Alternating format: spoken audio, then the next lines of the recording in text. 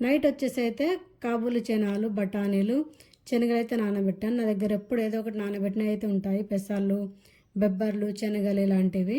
ఎందుకంటే మార్నింగ్ వచ్చేసి అయితే ఏం కర్రీ చేయాలో తెలియనప్పుడు అయితే ఇలా ఏదో ఒక కర్రీ చేస్తుంటాను.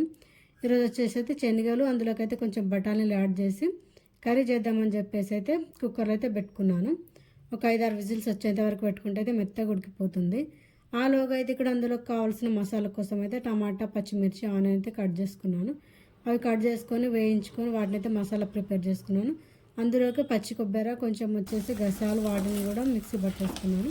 పచ్చి కొబ్బరి వేస్తే చాలా టేస్టీగా ఉంటుంది.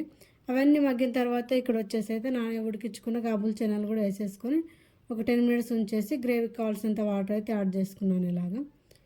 ఇలా యాడ్ చేసుకున్న తర్వాత 10-15 మినిట్స్ పెడితే కర్రీ అయితే రెడీ అయిపోయింది. ఇంకా ఒకేదాన్ని అని చెప్పేసి ఒక 2 దోశలు వేసేసుకొని అయితే మధ్యాహ్నం అయితే తినేసే. వీడియో నచ్చితే like and subscribe. Thank you for watching.